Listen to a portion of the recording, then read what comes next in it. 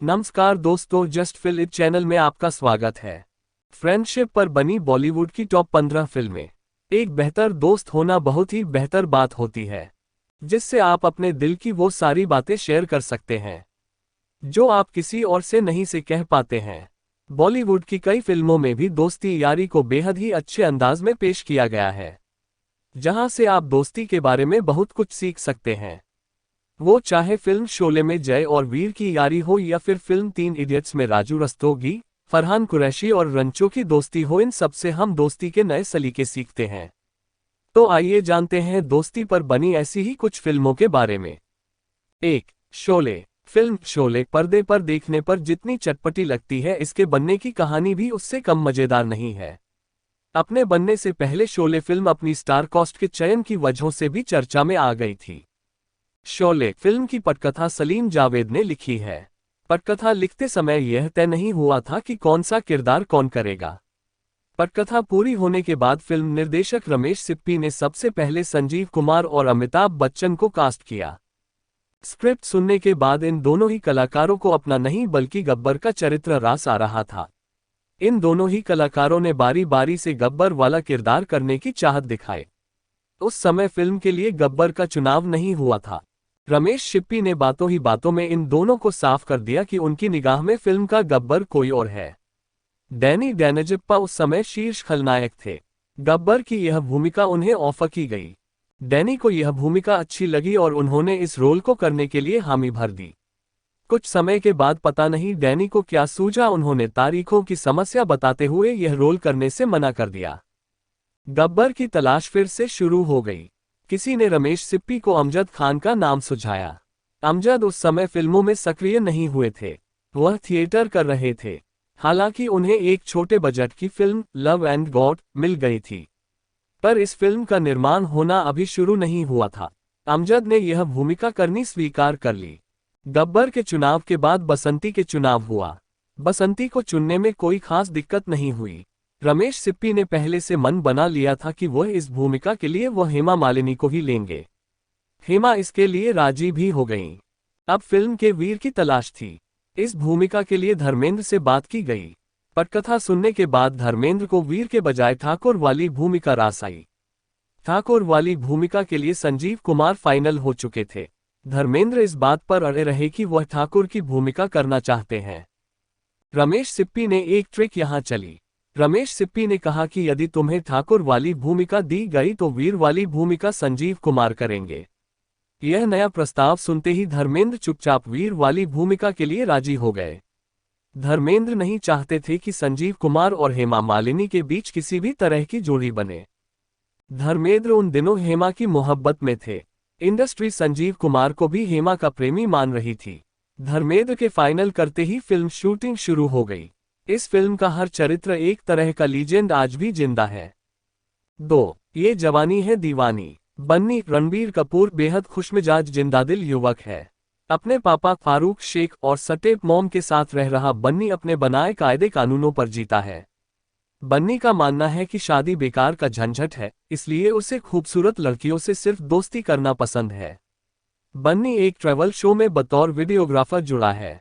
बन्नी को अभी भी अपने स्कूली दोस्त अदिति कल्की कोचलिन और अभी आदित्य राय कपूर के साथ वक्त गुजारना और मौजमस्ती करना पसंद है। तीनों दोस्त मनाली में एक एडवेंचर ट्रिप पर जाने का प्रोग्राम बनाते हैं। ट्रिप की शुरुआत में बन्नी मुंबई सेंट्रल स्टेशन पर नैना तलवार दीपिका पादुकोण से मिलता है, जो अभी अदिति और उसके साथ स्कूल में पढ़ती थी।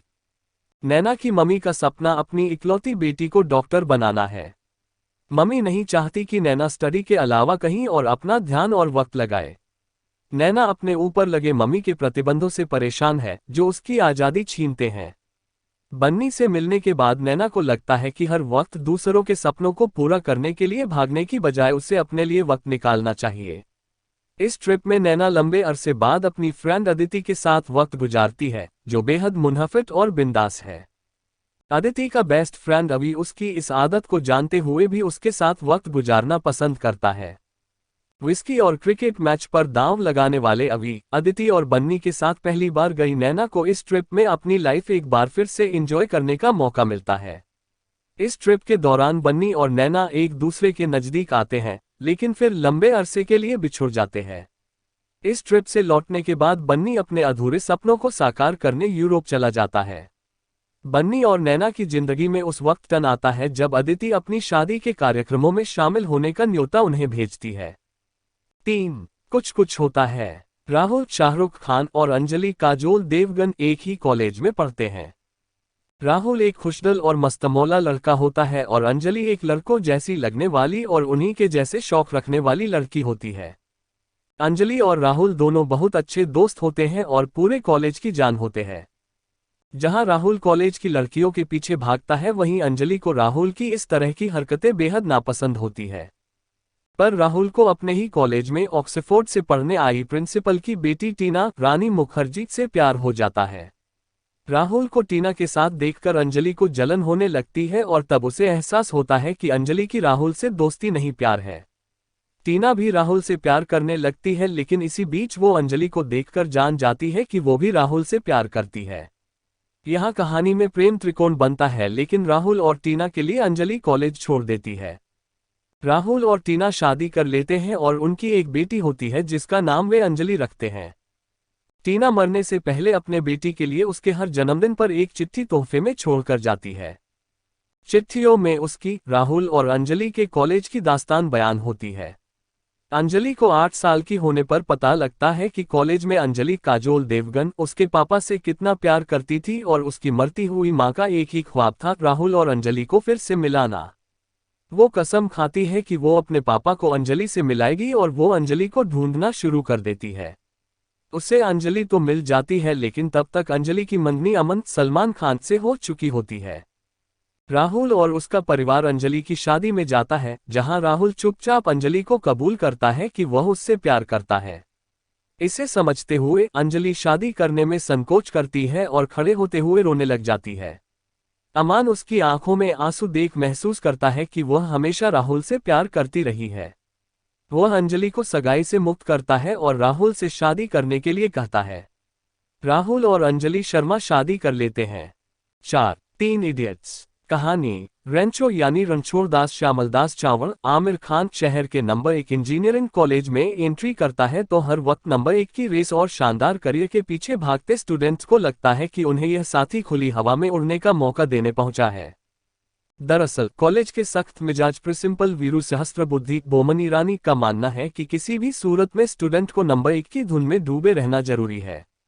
करियर की इस गलाकाट रेस में किसी का रुकना उन्हें पसंद नहीं।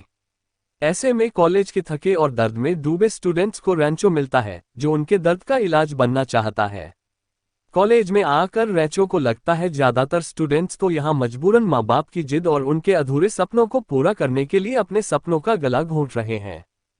रेंचो के room partner Farhan Qureshi R Madhavan और राजू रस्तोगी शमन जोशी का भी यही हाल है।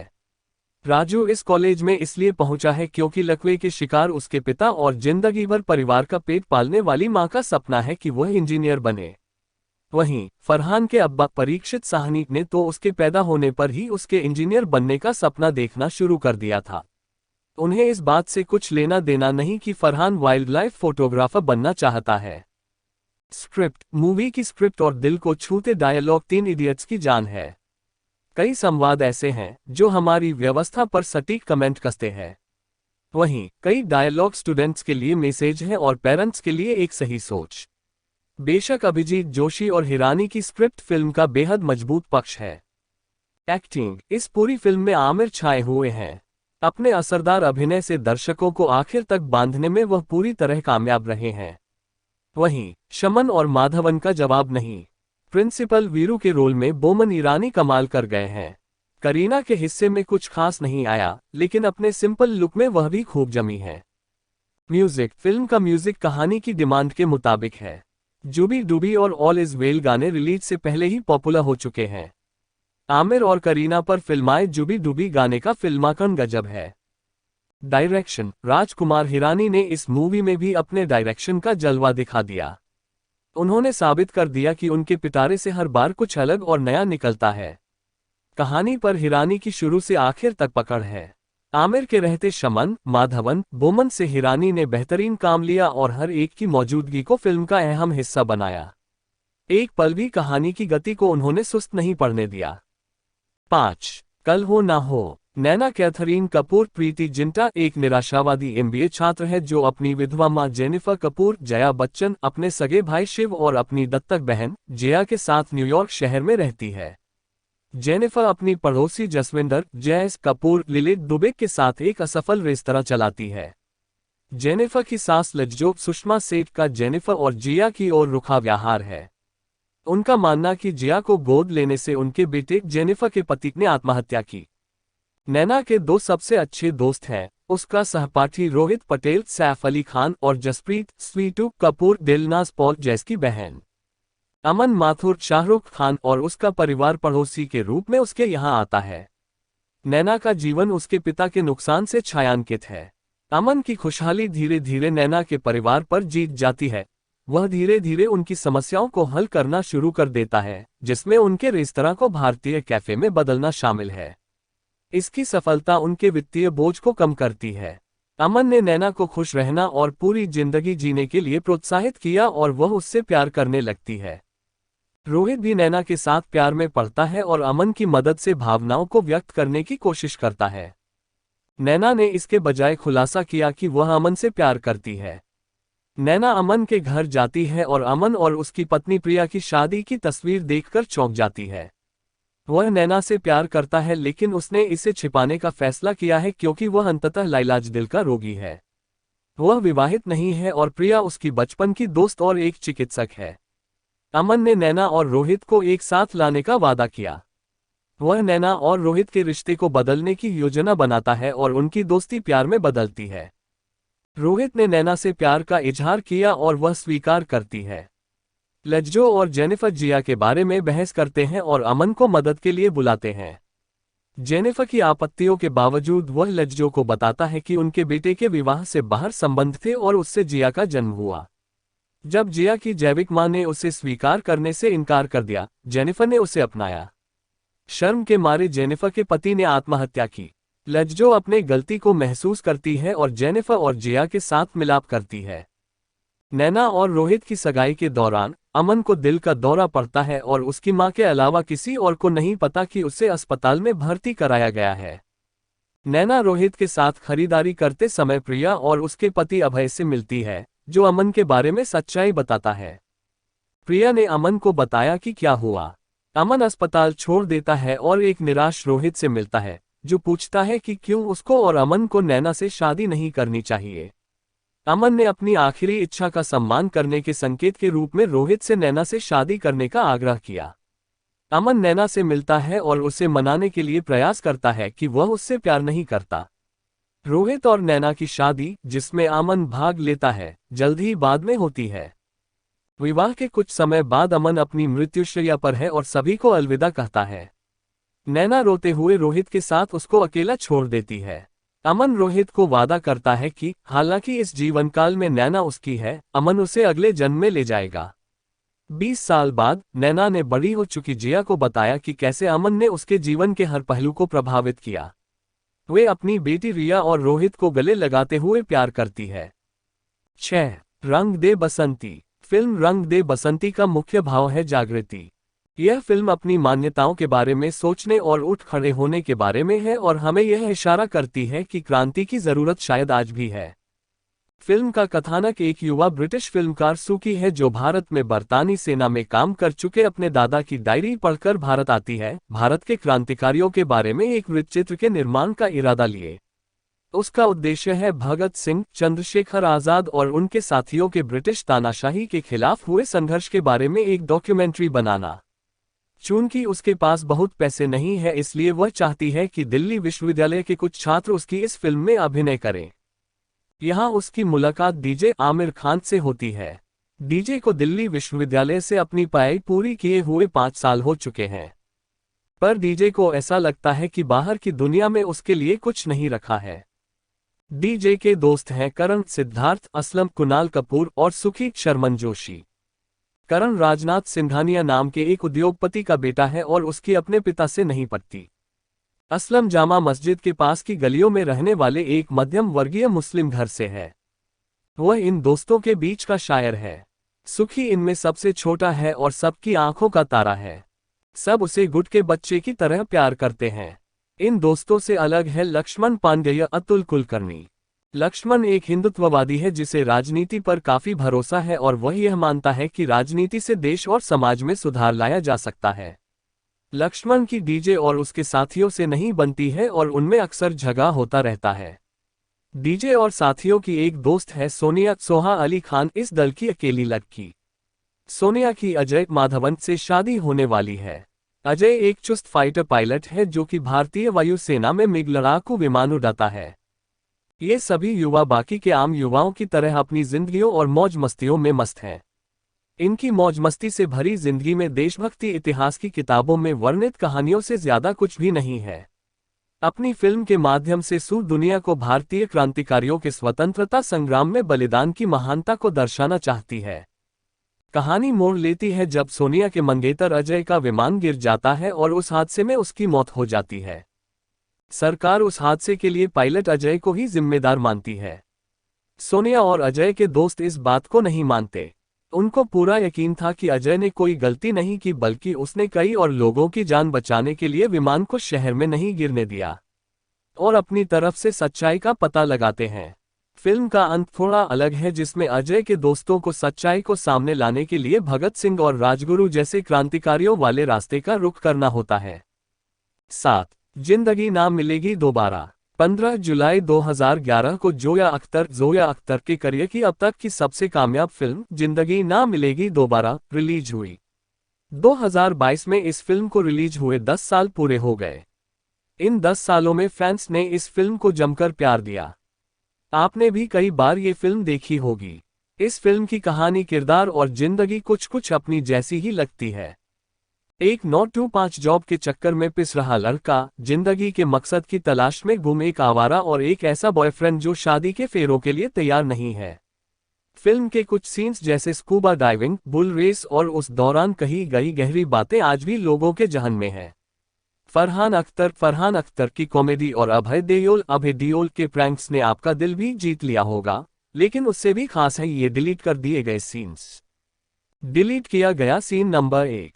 आपको वो सीन जरूर याद होगा जब कैटरीना कैफ, फरहान अख्तर, अभय देओल और ऋतिक रोशन स्पेन की एक गली में एक बूढ़े के साथ एक प्रैंक करते हैं और सड़क पर लोट लोट के हंसते हैं।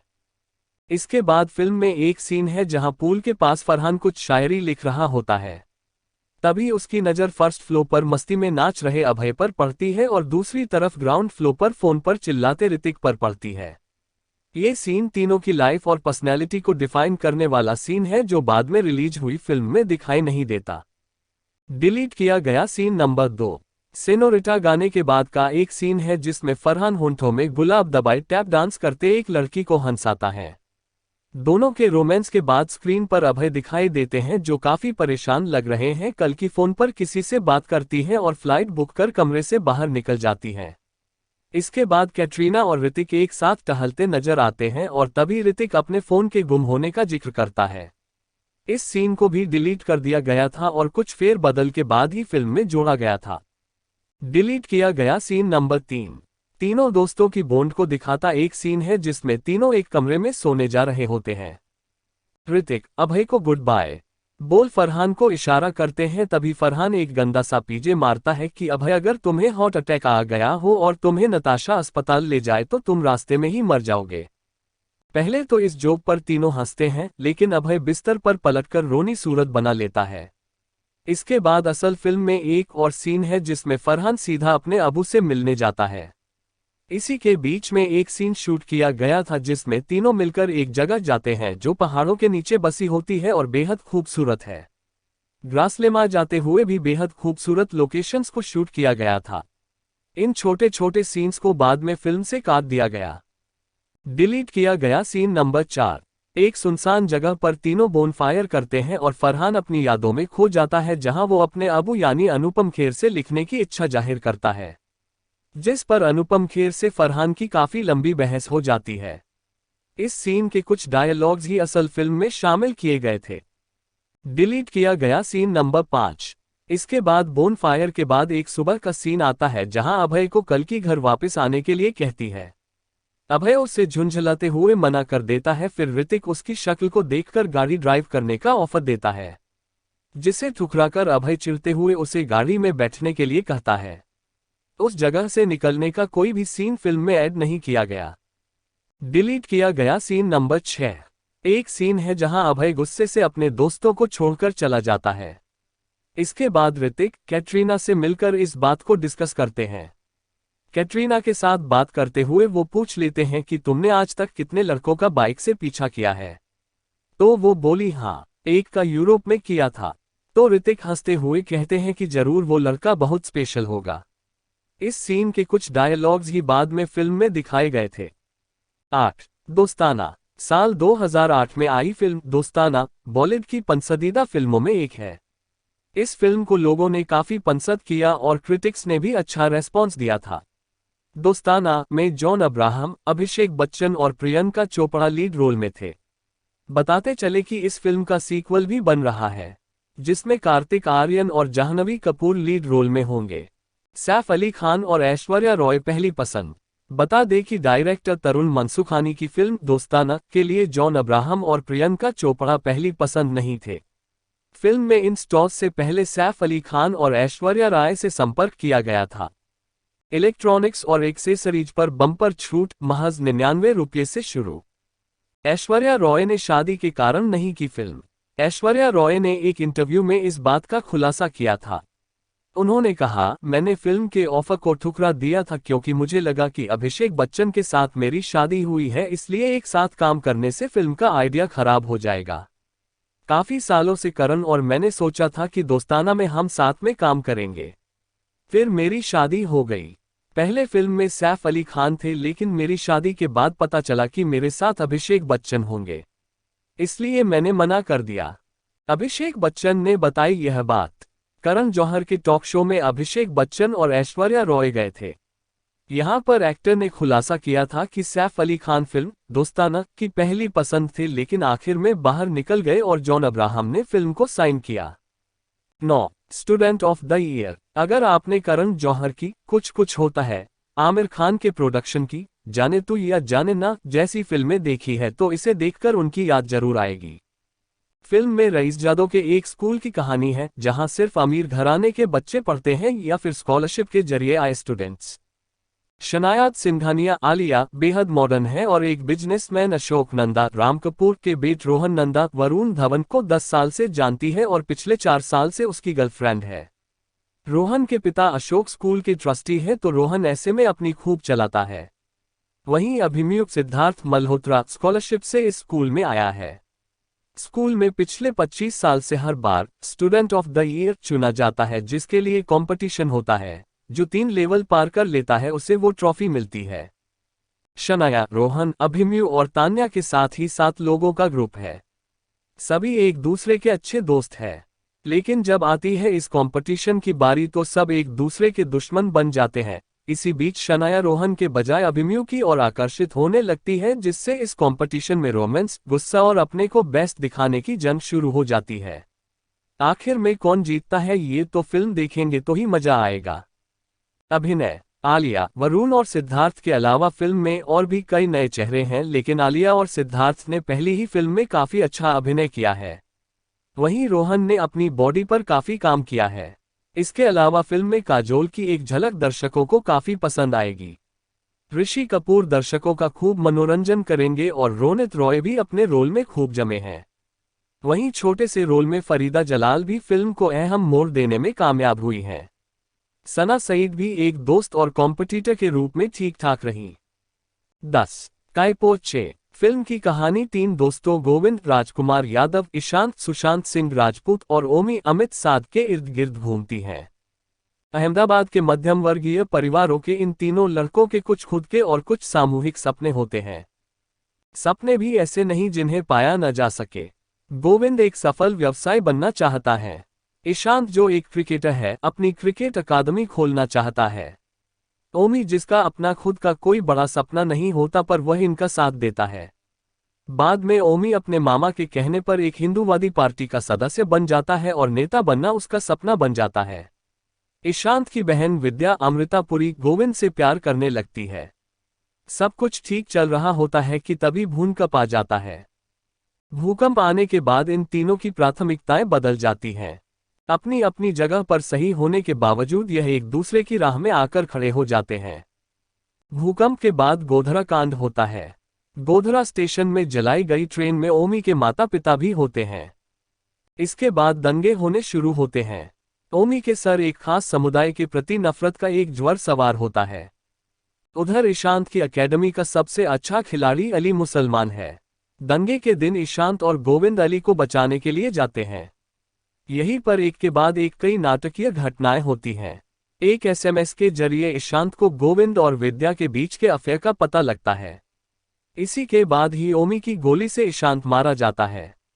फिल्म 10 साल के बाद जाकर सबके सपने पूरी होने की बात कहती है। गोविंद एक बिजनेसमैन है और ओमी एक बड़ा राजनेता। अली भारतीय क्रिकेट टीम का ओपनर है और यही ईशांत का सपना था। इस फिल्म की खूबसूरती कलाकारों के नैप में भी है। फिल्म में मुख्य भूमिका निभा रहे सुशांत सिंह, राजकुमार यादव और अमित साध तीनों ही फिल्मों के लिए नए हैं। राजकुमार तो पहले कुछ फिल्मों में दिखे भी हैं, पर बाकी दोनों कलाकारों की यह पहली फिल्म है। चूंकि इन कलाकारों की अपनी कोई पिछली इमेज तो थी नहीं, इसलिए यह बहुत आसानी से फिल्म के पात्रों में समा जाते हैं। इन तीन नायकों के अलावा फिल्म में एक नायिका अमृता पुरी भी है। कहने को तो एक नायक की बहन और दूसरी की प्रेमिका है। फिल्म में वह 10 मिनट ही नजर आती हैं, लेकिन जब जब अमृता पर्दे पर आती है वह बड़ी फ्रेश सी लगती हैं। अपने किरदार विद्या की हर जरूरत को पूरा करती हुई, जिसे मैथ्यू से डर लगता है और बायोलॉजी से प्यार है।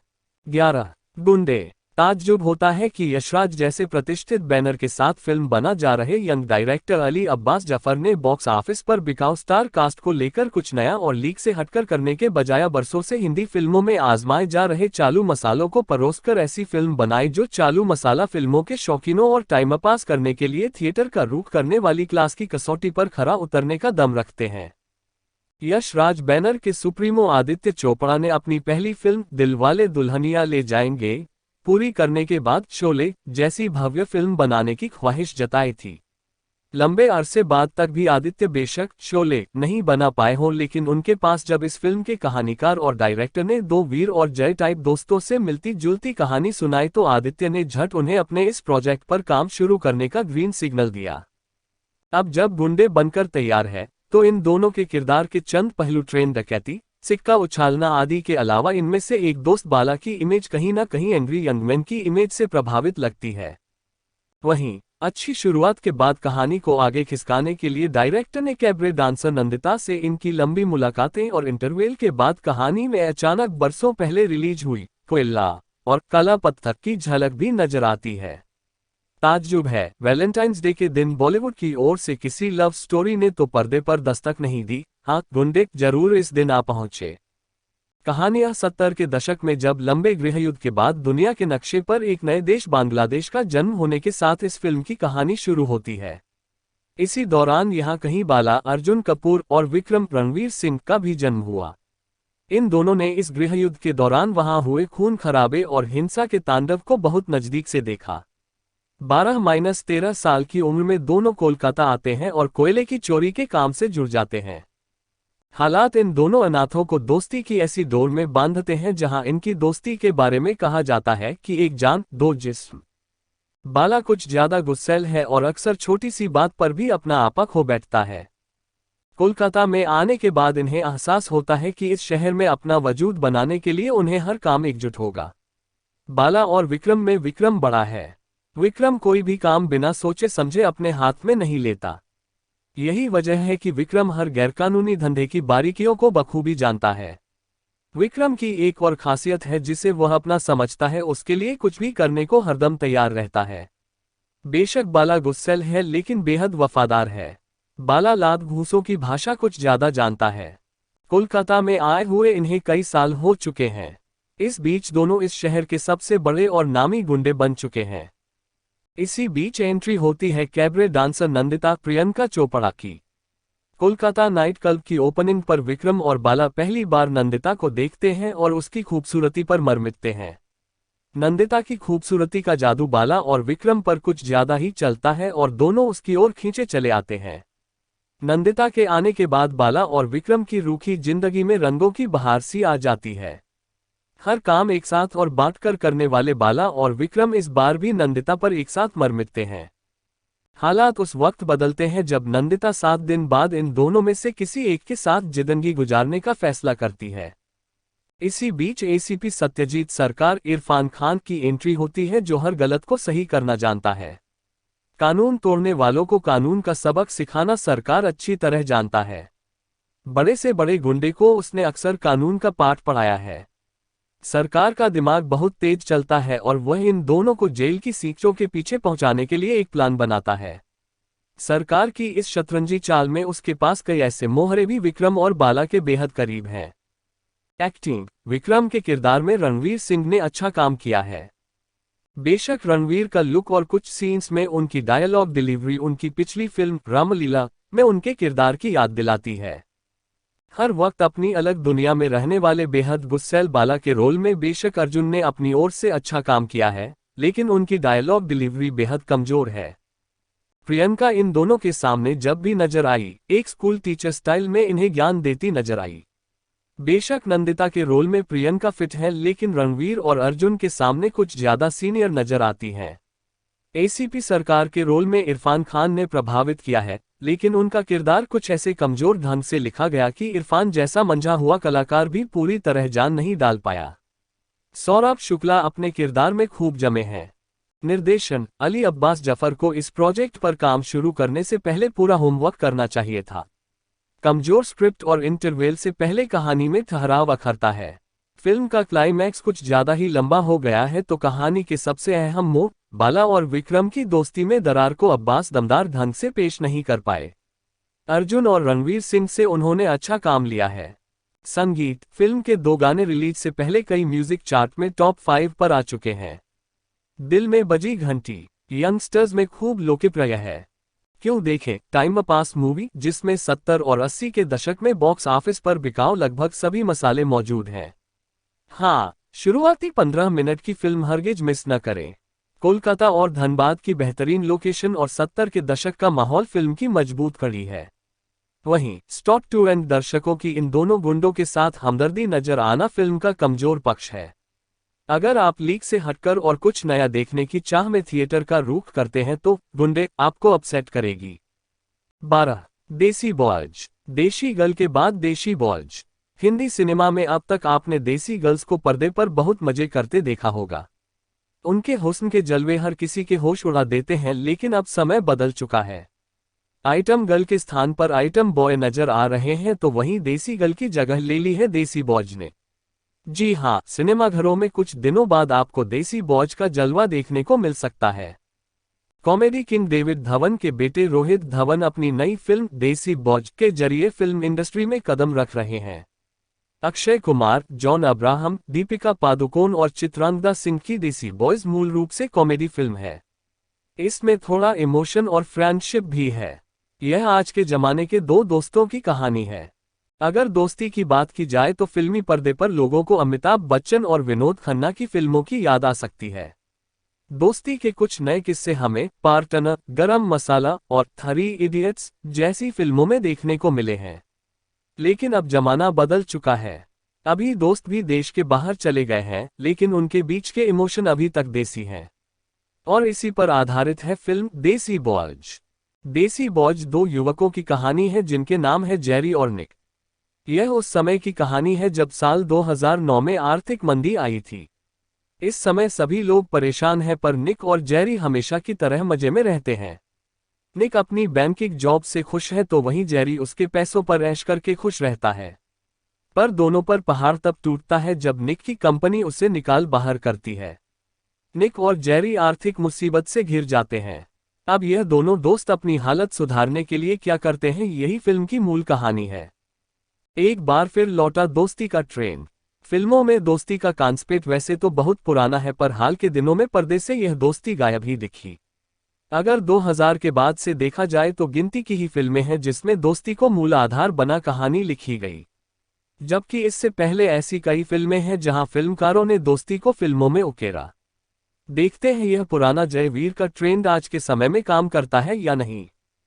13. मुन्ना भाई एमबीबीएस। मुन्ना भाई एमबीबीएस ने दुनिया को जीना सिखा दिया। चिकित्सा जगत में ये बात बड़ी शिद्दत से महसूस की जाती है कि नब्ज देखने की परिपाटी अब लगभग विलुप्त सी होती जा रही है, जिसमें रोगी नैदानिक संबंधों में एक किस्म की ऊष्मा सी हुआ करती थी। आधा निदान तो डॉक्टर के रोगी से प्रेमपूर्वक बात करते ही हो जाता था। डॉक्टर के नब्ज पकड़ने, जबान देखने, आंखों में टॉर्च चमकाने और दो मीठे बोल बोलने से रोगी आत्मीयता सी महसूस करता था। आधा मर्ज एकदम उड़नछू। समय तेजी से बदला। इस युग में अर्थोपमोपाय तो बहुत से हो गए, लेकिन उनमें जो परस्पर भावनात्मक संबंध रहता था वह क्रमशः अतीत की सी बात होता चला गया। संवेदना स्पर्श एक बेहतर निदान हो सकता है, यह बात मानवीय संबंधों से लेकर चिकित्सीय संबंधों तक सार्वभौमिक तौर पर महसूस की जाती है। चिकित्सक का पेशा किसी दौर में कितना पावन था, यह बात इस उदाहरण से समझी जा सकती है। मुरली प्रसाद शर्मा, मुन्ना पिता के अनुशासन के भय से गांव से भाग आता है। परिस्थिति कहें या संगति दोष, वह बॉम्बे का भाई गिरोहबाज बन जाता है, लेकिन इसके बावजूद वह माता पिता को यह विश्वास दिलाता है कि वह एक डॉक्टर बन गया है। उसके माता पिता गांव के सीधे सरल लोग हैं। उन्होंने जो सपना देखा था वो था बेटे का डॉक्टर बनना। उनका विश्वास है कि बेटा डॉक्टर बनकर मानव सेवा धर्म निभा सकता है। गिरोहबाज होकर भी वह पिता के सपने को पूरा करके दिखाना चाहता है। तभी तो उनके आने की खबर सुनकर वे आनन फानन में उस घर को सहसा हॉस्पिटल में बदल देते हैं। इमारत का स्वरूप ही बदल जाता है। बड़े बड़े अक्षरों में बोर्ड टंगा रहता, हरिप्रसाद शर्मा चैरिटेबल हॉस्पिटल। मजे की बात यह है कि बोर्ड में हरि को हरि लिखा रहता है। गिरोह के कुछ लोग डॉक्टर का बाना धरते हैं तो कुछ मरीजों का। यहां तक कि वे अपहृत व्यक्ति को भी मरीज के रूप में पेश करते हैं।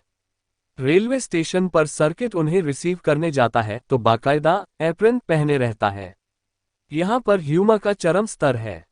फिल्म का संदेश है मरीजों की संवेदनाओं को स्पर्श करना, उनकी भावनाओं को समझना। तभी तो वह डॉक्टर जे. अस्थाना से बारंबार एक ही सवाल पूछता है, जब कोई मरीज मर रहा हो तो उसका ये फॉर्म भरना जरूरी है क्या? प्रकारांतर से फिल्म में चिकित्सा व्यवसाय में औपचारिकताओं से परेशान मरीजों की भावनाओं को बखूबी अभिव्यक्त किया गया है। बासु चटर्जी की फिल्म दिल लगी सूक्ष्म मनोविज्ञान की गहरी पकड़।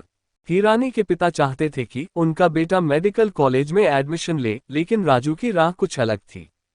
वे फिल्म एडिटिंग प्रोफेशन में चले गए। उनके कई दोस्त थे जो मेडिकल कॉलेज में अध्ययनरत थे। राजू हीरानी गाहे बगाहे उनके पास आते जाते रहते थे। फलस्वरूप उन्हें मेडिकल कॉलेज और उनके हॉस्टल्स में चिकित्सकीय गतिविधियों का अच्छा खासा ज्ञान था। ऋषिकेश मुखर्जी से प्रभावित राजू हीरानी इस अनछुए मुद्दे पर फिल्म बनाना चाहते थे।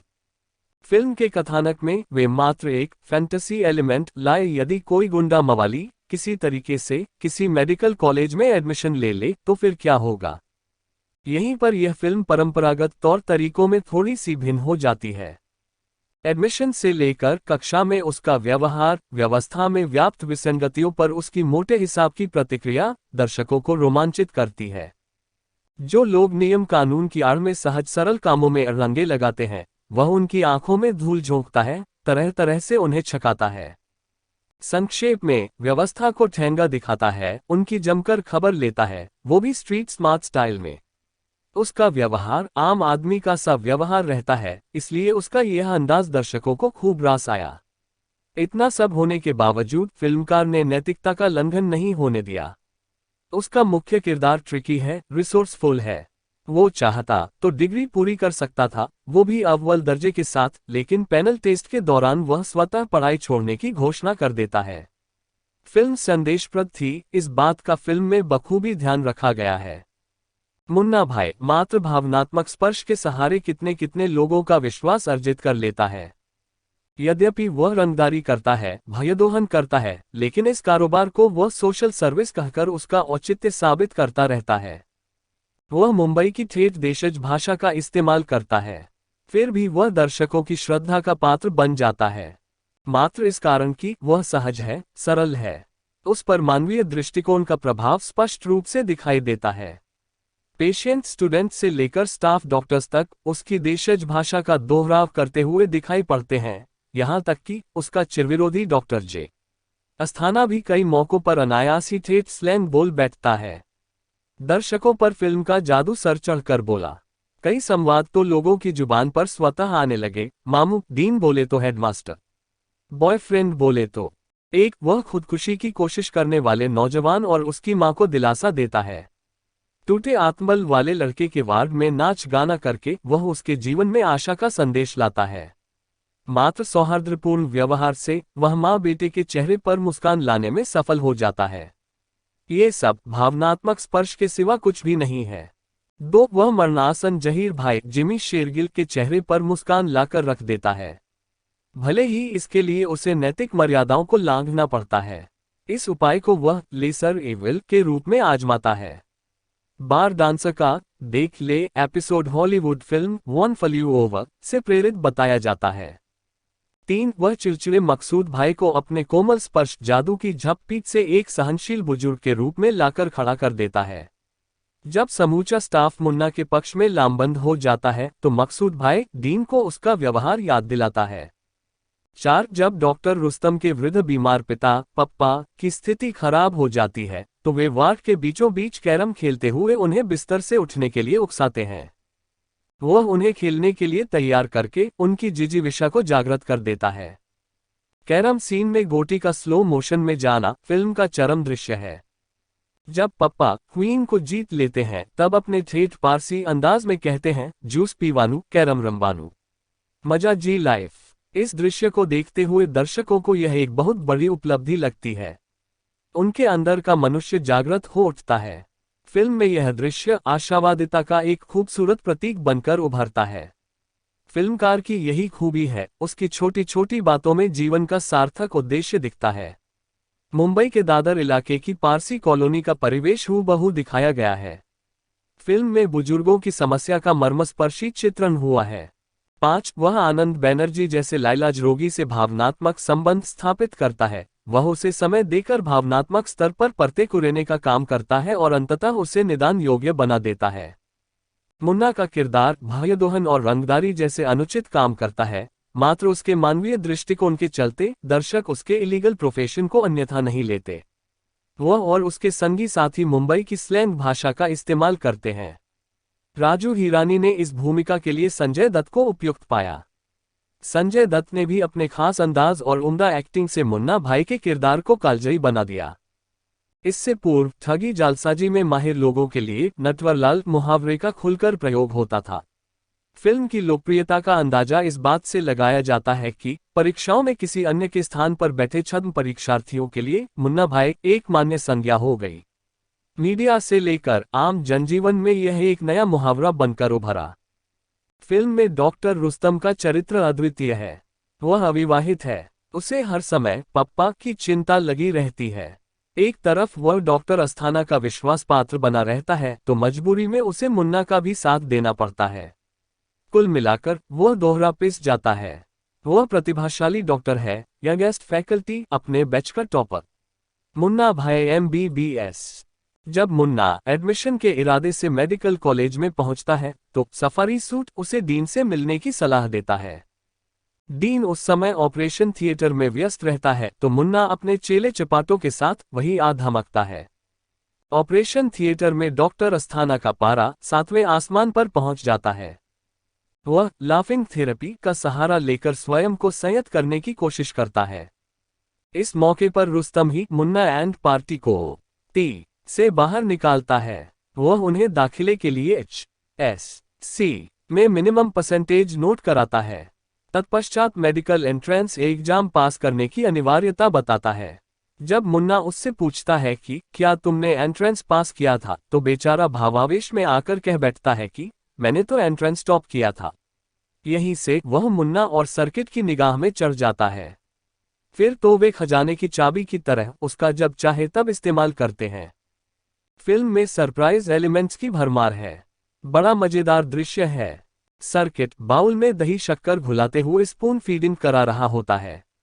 सर्किट कहता है, माँ कहती थी एग्जाम से पहले दही शक्कर खाकर जाना शुभ होता है। दृश्य के परवर्ती भाग में दिखाया जाता है कि वह डॉक्टर रुस्तम को दही शक्कर खिला रहा होता है। मुन्ना के कुछ गुर्गे उसको कंघी कर रहे होते हैं तो कुछ उसकी पॉकेट में एडमिट कार्ड धंसा रहे होते हैं। उधर मुन्ना बेलौस अंदाज में पप्पा के साथ कैरम खेल रहा होता है। वह डॉक्टर रुस्तम से कहता है, मुझे एग्जाम हॉल में देर से जाना पसंद नहीं। इधर उसको विदा करते हुए सर्किट कहता है, फेल होएगा तो बहुत मार खाएगा। वह पितृमोह में मुरली प्रसाद शर्मा के स्थान पर परीक्षा में बैठता है। परिणाम स्वरूप मुरली Prasad Sharma medical entrance exam में शीर्ष स्थान पा लेता है। एडमिशन के बाद भी वह मुन्ना के दबाव में उसकी यदा कदा मदद करता हुआ दिखाई देता है। दूसरी ओर वह डॉक्टर अस्थाना का भी विश्वास पात्र है। जब भी डॉक्टर अस्थाना उससे सवाल करते हैं तो वह मुंह लटकाकर बड़े भोलेपन के साथ कहता है, how do I know sir. Munna को परीक्षा से ऐन पहले जब जब यह भय सताता है कि वह फेल हो जाएगा तो वह फिर से डॉक्टर रुस्तम का भयदोहन करता है। मोबाइल फोन के सहारे अनुचित साधन प्रयोग में वह मुन्ना की मदद करता है। उस दृश्य में शोरगुल कर रहे गुर्गों को डांटता है, तुम्हारी वजह से मैं कॉन्सेंट्रेट नहीं कर पा रहा हूं।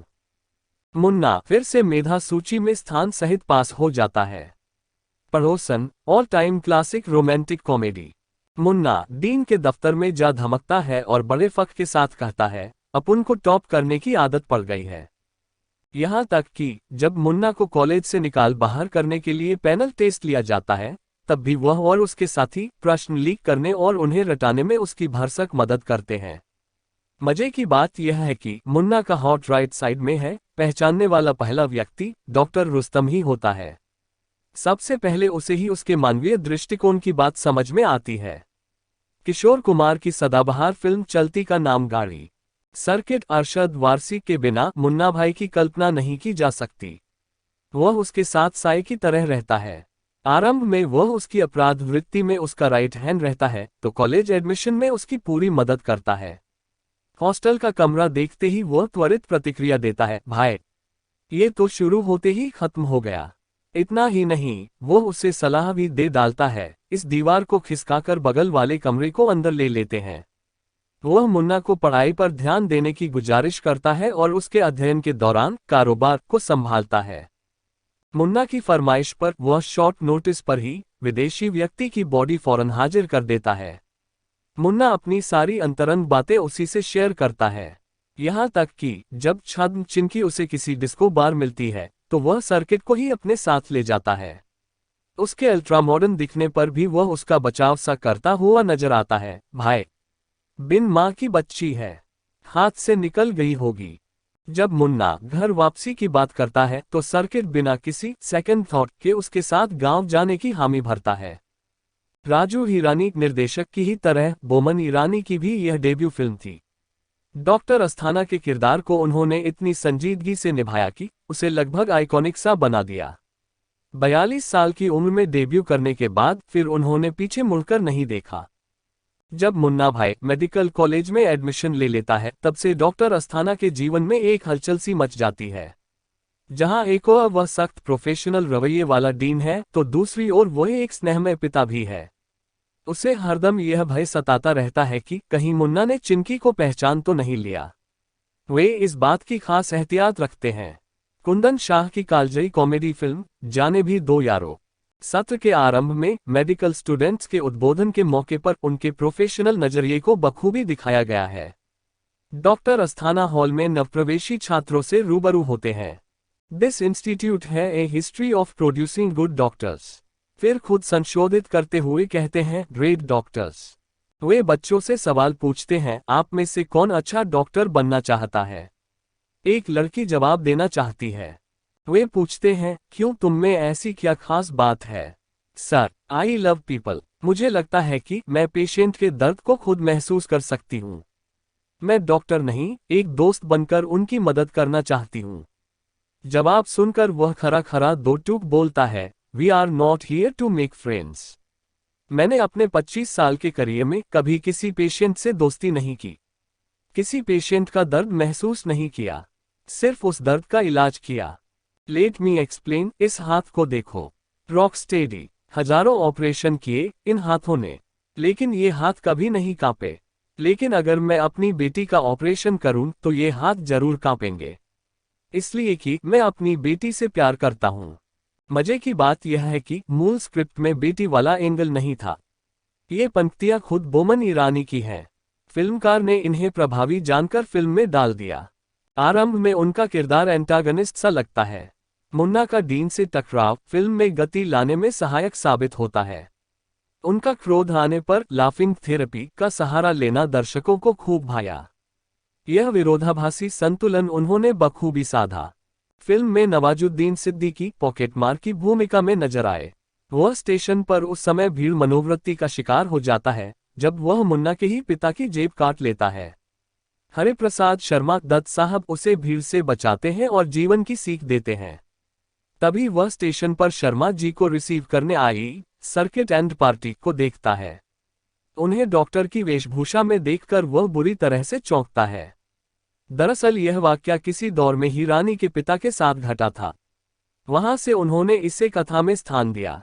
टीवी धारावाहिक लापतागंज और भाभी जी घर पर है से प्रसिद्धि पाने वाले अभिनेता रोहिताश गौड़ फिल्म में फल विक्रेता की भूमिका में नजर आए।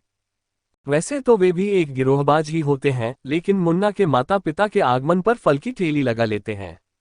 दत्त साहब उन्हीं के ठेले से नारियल खरीद रहे होते हैं कि तभी वहां पर डॉक्टर अस्थाना मलाई वाले नारियल का मोल भाव करते हुए दिखाई देते हैं। शर्मा जी डॉक्टर अस्थाना को पहचान लेते हैं। जब डॉक्टर अस्थाना मुन्ना की डॉक्टरी के बारे में खोद खोद कर सवाल पूछता है तो फल विक्रेता कभी नारियल तो कभी केले बेचने के बहाने उनकी एकाग्रता भंग करने की कोशिश करते हुए नजर आता है। मुन्ना भाई का आर्द्र व्यवहार सौहार्दपूर्ण वातावरण तैयार करता है। उसका डिप्राइव्ड क्लास की संवेदना को समझना प्रभाव पैदा करता है। आखिर में शर्मा जी दत्त साहब नालायक बेटे से कहते हैं, तूने सबको जीना सिखा दिया। यही फिल्म का संदेश है। 14 अंदाज अपना अपना। भोपाल के दो लड़के हैं अमर आमिर खान और प्रेम सलमान खान। दोनों एक दूसरे को नहीं जानते मगर दोनों में एक बात समान है। दोनों बेकार निखट्टू और गैर जिम्मेदार हैं। दोनों के बाप उन दोनों से परेशान हैं। इसी बीच अखबार में एक खबर छपती है कि लंदन में रहने वाले RI करोड़पति राम गोपाल बजाज की इकलौती बेटी रवीना बजाज अपने लिए योग्य दूल्हे की तलाश में भारत आई है और ऊटी में रुकी है। अमर और प्रेम दोनों रवीना से शादी करने की इच्छा से ऊटी जाते हैं। इसी बीच दोनों में दोस्ती और दुश्मनी की परिस्थितियों में कुछ चुटीले दृश्य बनते हैं।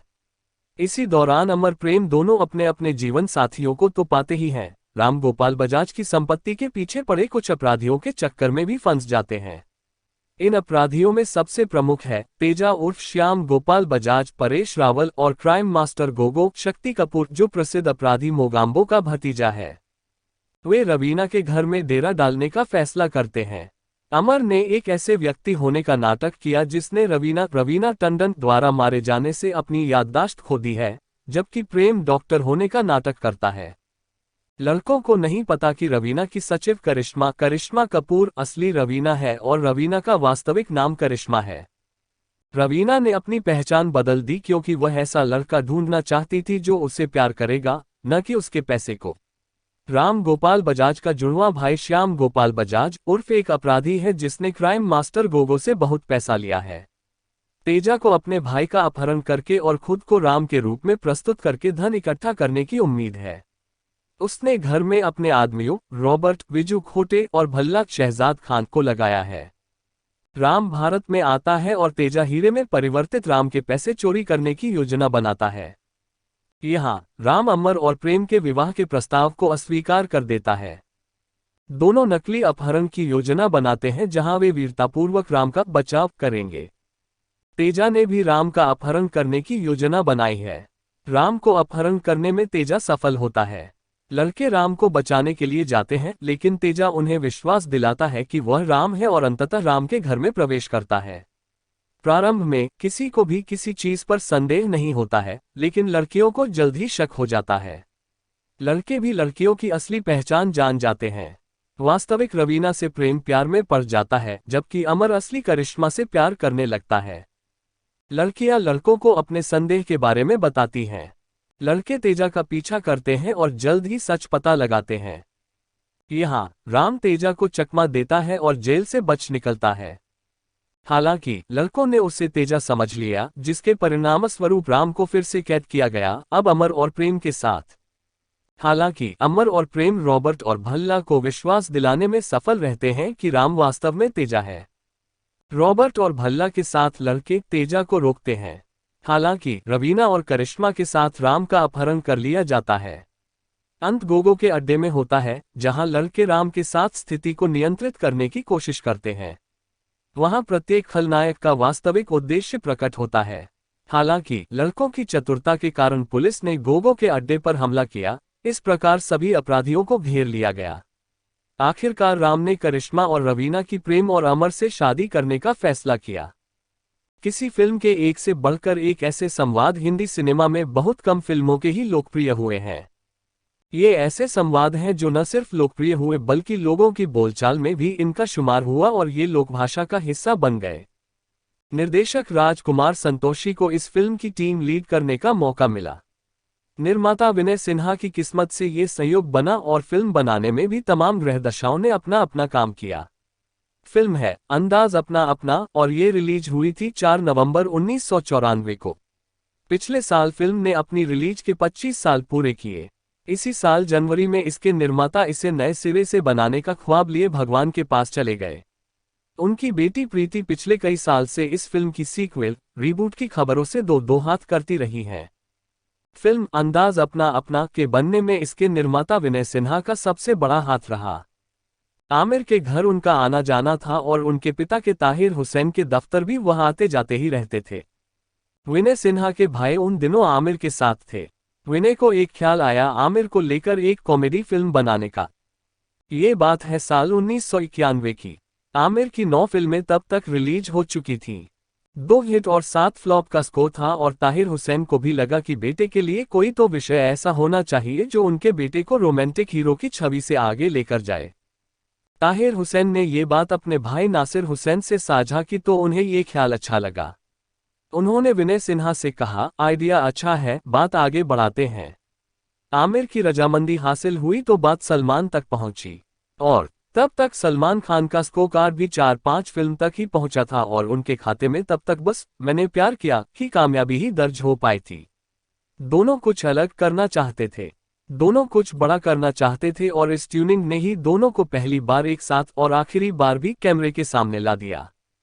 तमाम जगहों पर इस बात का जिक्र मिलता है कि फिल्म अंदाज अपना अपना के लिए पहले इसके निर्देशक राजकुमार संतोषी का नाम फाइनल हुआ और फिर उन्होंने ही आमिर खान का नाम इस फिल्म के लिए सुझाया। लेकिन असलियत यह है कि फिल्म की कहानी का आइडिया लॉक होने के बाद सबसे पहले आमिर खान फिल्म में आए, फिर सलमान और उसके बाद आमिर के कहने पर ही फिल्म के निर्माता विनय सिन्हा ने राजकुमार संतोषी से संपर्क किया। विनय सिन्हा को उस दिन संतोषी सनी सुपर साउंड में मिले। अपनी पत्नी का बनाया खाना लेकर विनय सिन्हा सुबह ही घर से निकल चुके थे। संतोषी ने बुलाया तो दोपहर में वहीं चले गए और घर का बना ये खाना दोनों ने साथ खाया। आमिर और सलमान जैसे 2 सितारे जिस निर्देशक को तश्तरी में परोसकर मिल रहे हों, वह भला इनकार कैसे करेगा। तीनों की बात पक्की हो गई। हालांकि विनय सिन्हा के मन में इससे पहले निर्देशक अजीत सजावल का नाम इस फिल्म के निर्देशन के लिए चल रहा था। फिल्म में हीरोइन के लिए ममता कुलकर्णी और मनीषा कोइराला निर्माता की पहली पसंद थी। ममता कुलकर्णी तब दूसरे निर्माता के करार से बंधी थी और मनीषा ने मना कर दिया था। नीलम का नाम भी इस फिल्म के लिए चला। इन चर्चित नामों के अलावा एक नया नाम तनुश्री कौशल का भी फिल्म की कास्टिंग के दौरान सामने आता है, लेकिन आखिर में फिल्म की दोनों हीरोइनें बनी करिश्मा कपूर और रवीना टंडन। एक फिल्म जिसमें आमिर खान, सलमान खान, रवीना टंडन और करिश्मा कपूर जैसे सितारे हों और साथ में दर्जन भर के करीब दमदार दूसरे कलाकार हों तो उसमें सारे किरदारों का संतुलन बनाए रखना आसान नहीं। ऊपर से सलमान का स्वैग सो अलग। वह अपने हिसाब से सेट पर पहुंचते और आमिर तब तक इंतजार करते करते बोर हो जाते। फिल्म में आमिर को इतना आत्मिक कष्ट हुआ कि इस फिल्म के बाद उन्होंने सलमान के साथ कभी काम न करने का मन बना लिया। उधर करिश्मा और रवीना की कट्टी चल रही थी। ये दोनों भी एक दूसरे से बातें नहीं करती थीं। एक दूसरे से ऑफ स्क्रीन मुंह फुलाए रहने वाले इन कलाकारों ने ऑन स्क्रीन बेहद उम्दा काम किया है।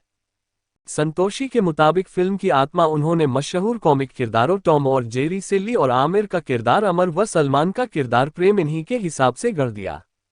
इसी साल जनवरी में जब फिल्म के निर्माता विनय सिन्हा का निधन हुआ तो आमिर ने लिखा था कि अंदाज अपना अपना भारतीय सिनेमा की सबसे बेहतरीन कॉमेडी फिल्म थी, है और रहेगी। आमिर का कहना एक तरह से सही भी है। अंदाज अपना अपना हिंदी सिनेमा की उन गिनी चुनी फिल्मों में है जिन्हें आप कितनी भी बार देखें उनका नयापन कभी कम नहीं होता। समय का फिल्म की कहानी पर अब तक असर नहीं हुआ। अंदाज अपना अपना हिंदी सिनेमा की उन फिल्मों में भी शामिल है जिन्हें अपनी रिलीज के वक्त भले दर्शकों से प्यार न मिला हो, लेकिन समय के साथ साथ ये फिल्में दर्शकों के दिलो दिमाग पर छाने में कामयाब रहीं। फिल्म के लेखन में राजकुमार संतोषी ने अपने खास राइटर दिलीप शुक्ला की भी मदद ली। दोनों ने मिलकर दक्षिण की फिल्में मसलन बोम्मालट्टम और माझी देखी और तमाम डिस्कशन के बाद ये फिल्म लिख डाली। मार्च 1991 में फिल्म का मुहूर्त शानदार तरीके से हुआ, जिसमें मुख्य अतिथि के तौर पर आमिर के कहने पर मशहूर खिलाड़ी सचिन तेंदुलकर ने शिरकत की। फिल्म की शुरुआत एक क्विकी के तौर पर हुई थी, लेकिन फिल्म के लीड कलाकारों के नखरों के चलते इसे पूरा करने में विनय सिन्हा को 4 साल लग गए। फिल्म के रिलीज होने के 3 दिन पहले तक सिनेमाघर मालिकों को यकीन नहीं था कि फिल्म रिलीज होगी भी कि नहीं। कहीं किसी तरह का कोई प्रचार नहीं, दर्शकों को फिल्म के बारे में पता नहीं और फिल्म पहुंच गई सिनेमाघरों में। जब तक लोगों को एक दूसरे से फिल्म की कमाल की कॉमेडी के बारे में पता चल पाता, दूसरी फिल्में सिनेमाघरों में पहुंचने लगी। लेकिन गोविंदा की डबल मीनिंग वाली फिल्मों के दौर में जिस किसी ने भी ये फिल्म देखी, उसने कम से कम 10 लोगों को और ये फिल्म देखने की सलाह जरूर दे डाली। 15 क्वीन कहानी। रानी कंगना रानावत दिल्ली के राजौरी गार्डन में रहने वाली मिडिल इनकम फैमिली की जिंदादिल लड़की है। रानी के पापा की हलवाई की शॉप है। रानी भी स्टडी के साथ साथ पापा के बिजनेस में हाथ बटाती है। वैसे तो रानी के सपनों की उड़ान बहुत ऊंची है। रानी को अपनी मर्जी से कहीं आने जाने की आज़ादी फैमिली से कम ही मिली है। हर जगह छोटा भाई चिंटू उसके साथ साए की तरह रहता है। इस बीच फैमिली की रजामंदी से रानी की शादी विजय राजकुमार राव के साथ तय होती है। रानी और विजय सगाई के बाद एक दूसरे के नजदीक आते हैं। शादी की तारीख से एक दिन पहले विजय रानी को एक कॉफी शॉप में बुलाता है और शादी करने से साफ इनकार कर देता है। विजय अपने करियर को आगे बढ़ाना चाहता है और उसे लगता है कि सीधी सादी रानी के साथ शादी करने के बाद उसके करियर की रफ्तार रुक जाएगी। विजय की ना सुनकर रानी और उसकी फैमिली के सारे सपने चकनाचूर हो जाते हैं। रानी सगाई के बाद से पेरिस में हनीमून का सपना देख रही थी। ऐसे में शादी टूटने के बावजूद रानी अकेले ही पेरिस में हनीमून के लिए निकल पड़ती है। इस बार उसकी फैमिली भी उसका साथ देती है। पेरिस जाकर रानी की मुलाकात होटल में सर्विस कर रही विजयलक्ष्मी लिजा हेडन से होती है। विजय यानी विजयलक्ष्मी से मिलने के बाद रानी पेरिस में जिंदगी जीने का एक और बोल्ड अंदाज सीखती है। दिल्ली से इस क्वीन का खास रिश्ता है। फिल्म की क्वीन दिल्ली के राजौरी गार्डन से है तो क्वीन का राजकुमार वेस्ट दिल्ली से ही है। इतना ही नहीं, फिल्म के राइटर और डायरेक्टर विकास बहल भी दिल्ली से हैं। और विकास ने इस फिल्म को दिल्ली में अपनी कई पसंदीदा जगह शूट किया और अपनी फिल्म की लीड जोड़ी कंगना राजकुमार को लेकर वेस्ट दिल्ली की गलियों में भी शूटिंग करने पहुंचे। इतना ही नहीं, विकास अपनी इस फिल्म को मुंबई के किसी स्टूडियो में बनाए बनावटी सेट पर शूट नहीं किया, बल्कि फ्रांस और ब्रिटेन की लगभग 125 से ज्यादा लोकेशन पर वह अपनी क्वीन को लेकर पहुंचे। बात जब क्वीन की हो रही है तो फिल्म की लीड किरदार कंगना रानावत की तारीफ करनी होगी, जो अपने दमखम पर फिल्म को बॉक्स ऑफिस पर हिट कराने की आर्ट समझ चुकी हैं। बेशक कंगना की पिछली फिल्म रज्जो बॉक्स ऑफिस पर कहीं टिक ना पाए हो, लेकिन इस रज्जो के किरदार को कंगना ने पर्दे पर पूरी ईमानदारी के साथ जीवंत किया। रज्जो बेशक नहीं चली, लेकिन इस फिल्म में कंगना की एक्टिंग को दर्शकों और क्रिटिक्स ने जमकर सराहा। अगर क्वीन की बात की जाए तो इस फिल्म में कंगना ने कैमरे के सामने रानी के किरदार को इतने बेहतरीन ढंग से निभाया है कि क्वीन कंगना के अब तक के करियर की बेहतरीन फिल्मों की लिस्ट में पहले दूसरे स्थान पर आएगी। यहां तारीफ करनी होगी यंग डायरेक्टर विकास बहल की, जिन्होंने अपनी पिछली सुपरहिट फिल्म चिल्लर पार्टी के बाद इस बार कुछ नया करने की अच्छी कोशिश की है। कसी हुई स्क्रिप्ट, मंझा हुआ अभिनय, बेहतरीन लोकेशन के साथ माहौल और कहानी पर फिट संगीत के अलावा कंगना की गजब की एक्टिंग के साथ एलएसडी शाहिद फेम राजकुमार यादव नया नाम राजकुमार राव का दमदार अभिनय इस फिल्म की यूएसपी है। एक्टिंग, रानी के किरदार में कंगना का कोई जवाब नहीं। शुरू से अंत तक कंगना अपने किरदार में कुछ इस तरह से रमी हुई दिखाई देती है कि हर कोई रानी की ही बात करता है। ठेठ पंजाबी फैमिली की रानी ने फैमिली के लगाए बंधनों के बावजूद अपने सपनों को किस तरह अपने अंदर समा रखा है, इसका एक्सप्रेशन कंगना के चेहरे के पल पल बदलते हाव भाव से साफ नजर आता है। पेरिस के क्लब में लिजा हेडन के साथ बियर पीने के बाद बहकने और सुनसान सड़क पर पर्स छीनने वाले सीन्स में कंगना की एक्टिंग का जवाब नहीं। इन सीन्स में अपनी बेमिसाल एक्टिंग के दम पर कंगना ने आज नंबर 1 की दौड़ में चल रही दीपिका, कटरीना, करीना, प्रियंका को बहुत पीछे छोड़ दिया है। शाहिद आदि कई फिल्मों में अपनी एक्टिंग का लोहा मनवा चुके राजकुमार विजय के किरदार में भी पूरी तरह से फिट नजर आते हैं। इसके अलावा तारीफ करनी होगी लिजा हेडन की, जिन्होंने हर सीन के लिहाज से परफेक्ट एक्टिंग की है। डायरेक्शन। इस फिल्म से पहले बिना नामी स्टार कास्ट को लिए चिल्लर पार्टी जैसी हिट फिल्म बना चुके डायरेक्टर विकास बहल ने होमवर्क कंप्लीट करने के बाद ही इस प्रोजेक्ट को शुरू किया। कसी हुई दमदार स्क्रिप्ट, सधा हुआ निर्देशन और फिल्म के लगभग सभी कलाकारों से अच्छी परफॉर्मेंस लेकर विकास ने इस बार भी अपनी प्रतिभा का लोहा मनवाया है। हाँ, अगर इंटरवल से पहले विकास एडिटिंग टेबल पर अपनी बनाई फिल्म के कुछ सीन्स पर कैंची चलाकर फिल्म की लंबाई 15 मिनट कम करने का साहस जुटाते तो क्वीन और खूबसूरत नजर आती। संगीत। ओ गुजरिया, सारा लंदन ठुमकदा, जुगनी, बद्रा बहार के लगभग सभी गानों का फिल्मांकन बेहतरीन है। लंदन ठुमकदार रिलीज से पहले ही यंगस्टर्स की जुबां पर है। क्यों देखें आम मुंबई या चालू मसालों फिल्मों की भीड़ से कोसों दूर क्वीन से मिलकर आप अपसेट नहीं होंगे। अगर आप कंगना के फैन हैं तो अपनी पसंदीदा एक्ट्रेस की इस फिल्म को हरगिज मिस ना करें। बेहतरीन लोकेशन, कसी हुई स्क्रिप्ट और नयापन लिए कहानी क्वीन की यूएसपी है। वहीं अगर आप चालू मसाला, सेक्स और एक्शन देखने सिनेमा जाते हैं तो क्वीन आपको अपसेट कर सकती है। उम्मीद है कि आपको यह जानकारी अच्छी लगी होगी। साथ ही साउथ इंडस्ट्री और बॉलीवुड से जुड़ी अन्य रोचक बातों के लिए हमारे अपने YouTube चैनल को सब्सक्राइब करना ना भूलें। धन्यवाद। आपका दिन मंगलमय रहे।